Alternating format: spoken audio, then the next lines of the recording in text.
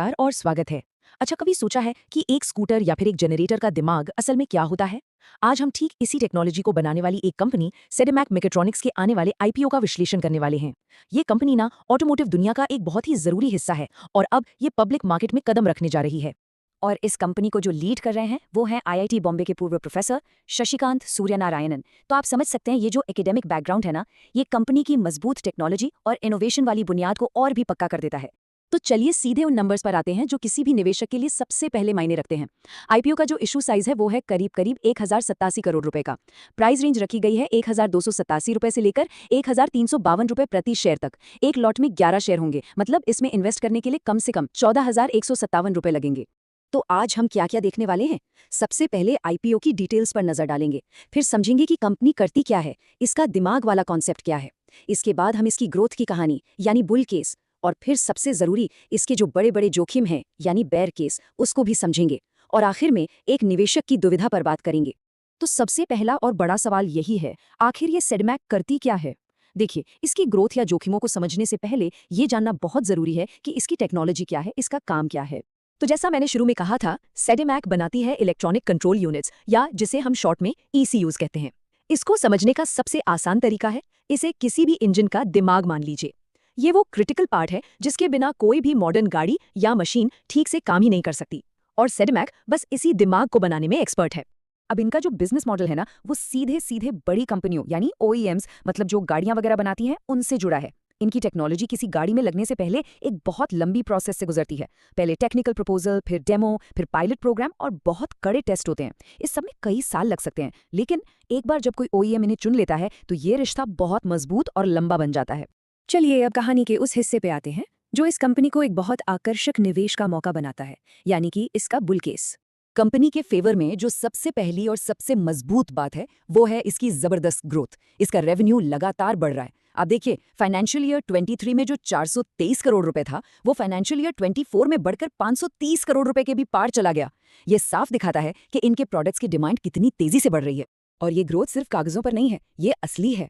दिसंबर 2023 तक कंपनी पूरी दुनिया में 1 करोड़ से भी ज्यादा कंट्रोल यूनिट्स बेच चुकी थी। सोचिए, 1 करोड़! ये आंकड़ा मार्केट में इनकी गहरी पकड़ और मजबूत पहुंच को दिखाता है। और देखिए, कंपनी की असली ताकत सिर्फ एक प्रोडक्ट में नहीं, बल्कि लगातार हो रहे इनोवेशन में है। चाहे वो जेनसेट की परफॉर्मेंस सुधारना हो, या फिर बैटरी से चलने वाले पावर टूल्स के लिए नई सेंसरलेस टेक्नोलॉजी बनाना हो, या फिर गाड़ियों के लिए लाखों एडवांस्ड ईसीयू सप्लाई करने हो, सेडमैक हर तरफ अलग अलग बाजारों में अपनी टेक्नोलॉजी का लोहा मनवा रही है। तो ये तो हुई अच्छी बातें। अब सिक्के के दूसरे पहलू को भी देखना बहुत जरूरी है।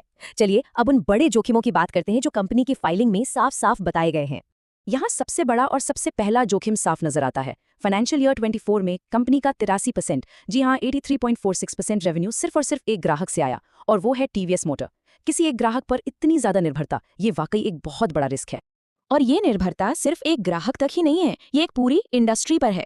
कंपनी का लगभग 86% रेवेन्यू सिर्फ 2 व्हीलर और 3 व्हीलर सेक्टर से आता है। इसका सीधा सा मतलब ये है कि अगर कल को इस सेक्टर में कोई भी मंदी आती है तो उसका सीधा और गहरा असर सेडेमैक पर पड़ेगा।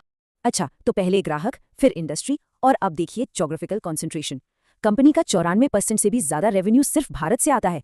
ये कंपनी को किसी भी घरेलू आर्थिक मंदी या पॉलिसी में बदलाव के लिए बहुत ज्यादा वल्नरेबल, मतलब संवेदनशील बना देता है। और आखिर में ये निर्भरता कंपनी के अपने प्रोडक्ट्स में भी दिखती है।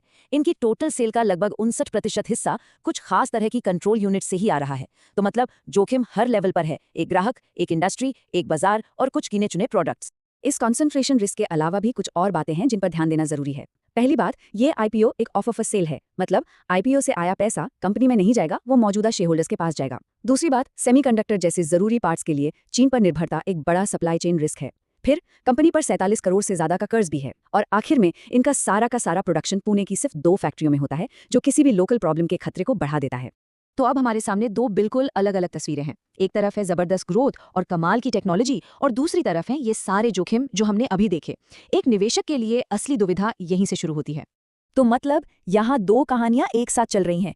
एक कहानी है इनोवेशन की, जरूरी टेक्नोलॉजी की और बहुत मजबूत ग्रोथ की, और दूसरी कहानी है एक ही ग्राहक, एक ही इंडस्ट्री और एक ही बाजार पर बहुत ज्यादा निर्भरता की। साथ में सप्लाई चेन के जोखिम भी हैं। तो आखिर में फैसला बस एक सवाल पर आकर टिक जाता है। कंपनी की इनोवेटिव टेक्नोलॉजी और ग्रोथ पोटेंशियल का पलड़ा भारी है, या फिर इसके कॉन्सेंट्रेटेड रिस्क यानी एक ही जगह पर केंद्रित जोखिम का। इस आईपीओ में निवेश करना है या नहीं, इसका फैसला इसी एक सवाल के जवाब में छिपा है।